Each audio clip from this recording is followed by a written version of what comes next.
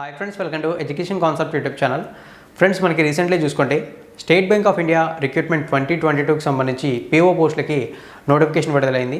PO అంటే మనకి probationary officer. So ఈ వీడియోలో మీకు నేను ఈ నోటిఫికేషన్ సంబంధించి ఈ ఎస్బీఐ పీఓ నోటిఫికేషన్ సంబంధించిన education qualification details, eligibility details, దానితోపాటు నోటిఫికేషన్ రిలేటెడ్ ఇంపార్టెంట్ డీటెయిల్స్ అన్ని కూడా స్టెప్ బై స్టెప్ క్లియర్గా ఎక్స్ప్లెయిన్ అయితే చేస్తాను. మీరు ఎవరైనా సరే ఎస్బీఐ పీఓ నోటిఫికేషన్ కోసం వెయిట్ చేస్తుంటే వీడియోని ఎండింగ్ వరకు చూసి డీటెయిల్స్ అన్ని కూడా క్లియర్గా తెలుసుకోండి. ఒకవేళ మీకు కనుక ఏమైనా డౌట్స్ వచ్చినట్లయితే కామెంట్ సెక్షన్లో కామెంట్ చేసి మీ డౌట్ని క్లియర్ చేసుకోండి.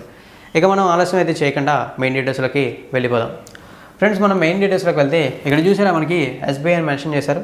ఇక్కడ నేను అండర్లైన్ చేస్తున్నాను చూడండి, state bank of India central recruitment promotions department corporate centre Mumbai అని చెప్పి మెన్షన్ అయితే చేయడం జరిగింది. అలాగే ఈ నోటిఫికేషన్లో మనకి చూసుకున్నట్లయితే ప్రొబేషనరీ ఆఫీసర్స్ని రిక్రూట్ చేసినట్లు రిక్రూట్మెంట్ ఆఫ్ ప్రొబేషనరీ ఆఫీసర్స్ అని చెప్పి క్లియర్గా మెన్షన్ చేశారు. ఇప్పుడు ఈ నోటిఫికేషన్ గురించి ముందుగా మనం తెలుసుకోవాల్సిన డీటెయిల్స్ ఏంటంటే ఇంపార్టెంట్ డేట్స్ లేదా టెంటేటివ్ షెడ్యూల్. ఒకసారి ఇక్కడ మీకు నేను జూమ్ చేస్తాను చూడండి.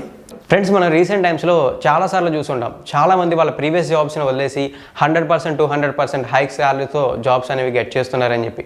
సో ఇటువంటి ఒక పాసిబుల్ సిచ్యువేషన్ రీలెవెల్ ద్వారా జరిగింది. ఆ డీటెయిల్స్ ఒకసారి చూస్తే యాక్చువల్గా ఇప్పుడు మనం తెలుసుకోబోయే పర్సన్ నేమ్ చూసుకుంటే ప్రియా రాజ్పుత్.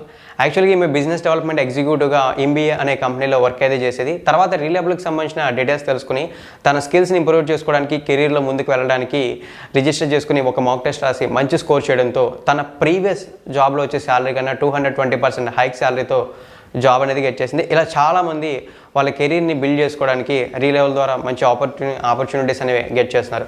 ఇక లాస్ట్ 1 year నుంచి ఒకసారి మనం రీలెవెల్ నుంచి చూసుకుంటే 1200+ జాబ్ ఆఫర్స్ అనేవి డెలివరీ చేయడం అయితే జరిగింది. ఇన్ కేస్ మీరు కూడా ఒక మంచి జాబ్ కోసం వెయిట్ చేస్తుంటే ఆలస్యం అయితే చేయకుండా రీలెవెల్లో రిజిస్టర్ చేసుకుని వాళ్ళు కండక్ట్ చేసే ఫ్రీ మాక్ టెస్ట్లో మంచి స్కోర్ చేసి అక్రాస్ ఇండియా మొత్తం మీదుగా ఏవైతే మనకి క్షోమి, యాత్ర, మీషో లాంటి 800+ కంపెనీస్ ఉన్నాయో వాటిలో జాబ్స్ అనేది గెట్ చేయండి.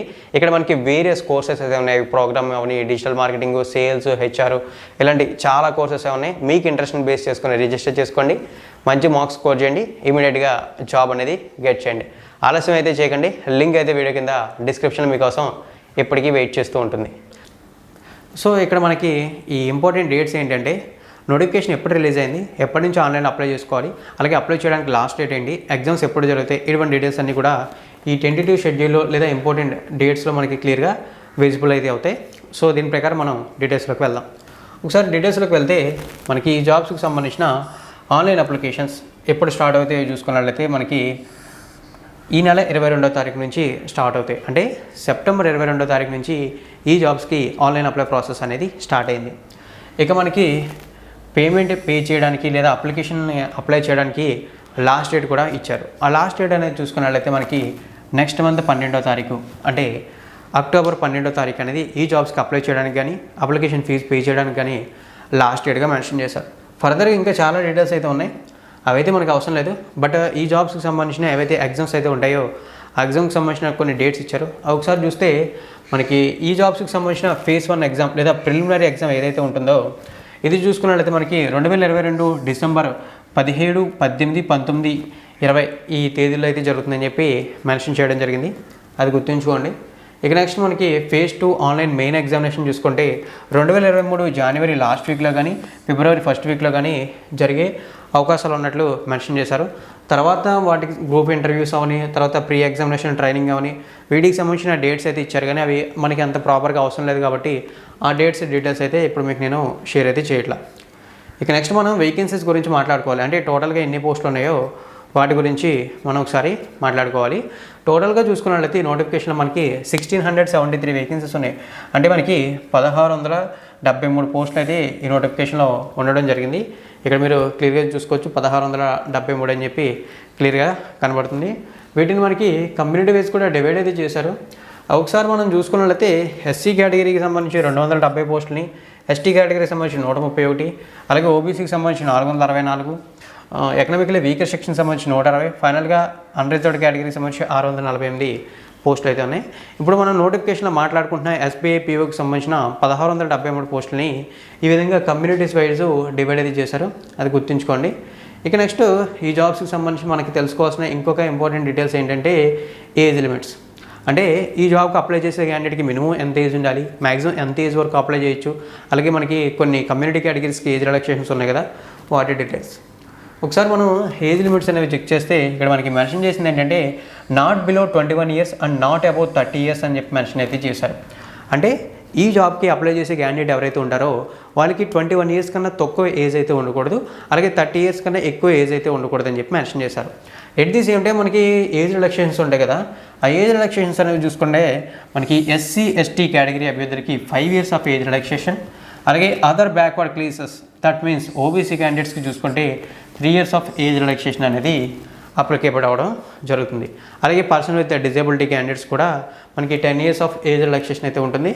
అది మీరు క్లియర్గా అయితే గుర్తుంచుకోండి. ఇక నెక్స్ట్ మనం ఈ జాబ్స్కి సంబంధించిన తెలుసుకోవాల్సిన ఇంకొక ఇంపార్టెంట్ అండ్ మెయిన్ డీటెయిల్స్ ఏమన్నా ఉన్నాయంటే అవి ఎడ్యుకేషన్ క్వాలిఫికేషన్స్.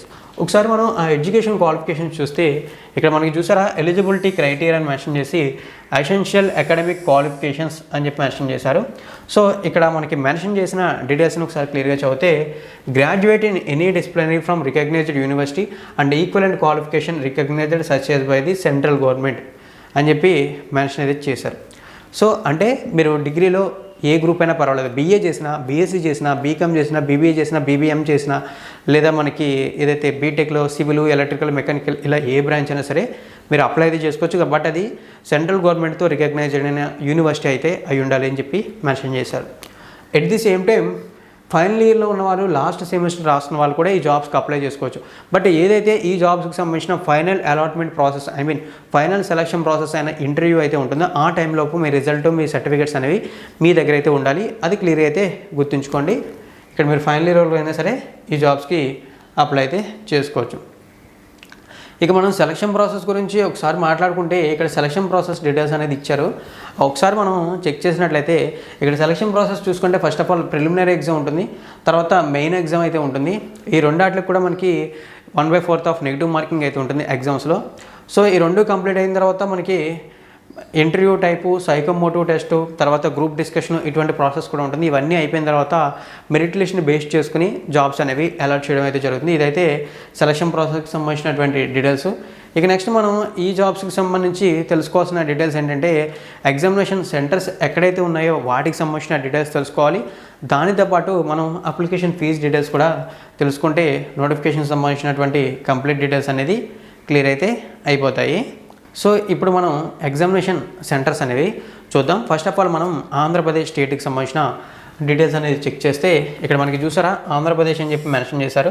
సో ఆంధ్రప్రదేశ్కి సంబంధించి చూసుకుంటే మనకి చీరాల, చిత్తూరు, ఏలూరు, గుంటూరు, కడప, కాకినాడ, కర్నూలు, నెల్లూరు, ఒంగోలు, రాజమండ్రి, శ్రీకాకుళం, తిరుపతి, విజయవాడ, విశాఖపట్నం, విజయనగరం ఇవైతే మనకి ఎగ్జామ్ సెంటర్స్గా ఉంటాయి.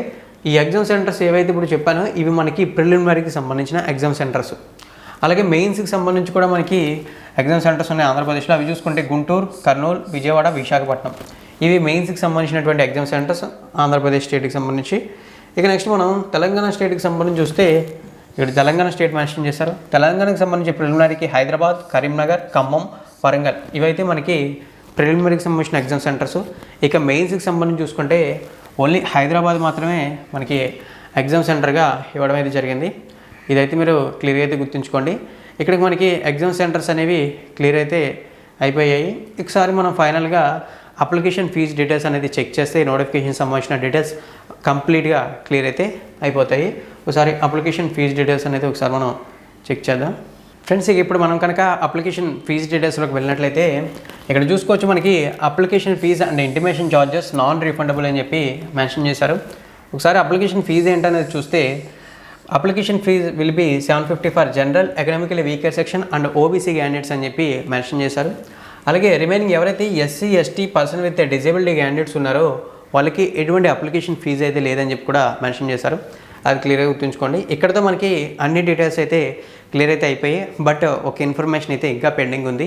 అది చూసుకున్నట్లయితే మనకి శాలరీకి సంబంధించిన డీటెయిల్స్ చూస్తే ఇక్కడ మనకి మెన్షన్ చేసిన డీటెయిల్స్ ప్రకారం మనం ఈ జాబ్లో కనుక జాయిన్ అయితే అరౌండ్ మనకి స్టార్టింగ్లోనే 41,960 రూపీస్ అంటే 41,960 రూపాయలు మనకి శాలరీగా రావడం జరుగుతుందని చెప్పి మెన్షన్ చేశారు. ఇక్కడ మీరు చూసుకోవచ్చు. ఫ్రెండ్స్ ఇక్కడతో నాకు తెలిసినంత వరకు SBI PO రిక్రూట్మెంట్ 2022కి సంబంధించిన డీటెయిల్స్ అన్నీ కూడా క్లియర్ అయితే అయిపోయాయి. ఇన్ కేస్ మీకు కనుక ఏమన్నా డౌట్స్ ఉంటే ఈ నోటిఫికేషన్పై తప్పనిసరిగా కామెంట్ సెక్షన్లో కామెంట్ చేయండి. అలాగే మరిన్ని రెగ్యులర్ జాబ్ నోటిఫికేషన్ డీటెయిల్స్ కోసం మన ఛానల్ని సబ్స్క్రైబ్ చేసి నోటిఫికేషన్స్ కోసం బెల్ ఐకాన్ని యాక్టివేట్ చేయండి. థ్యాంక్ యూ ఫ్రెండ్స్, వీడియోని ఎండింగ్ వరకు వాచ్ చేసి మన ఛానల్ని సపోర్ట్ చేస్తున్నారు.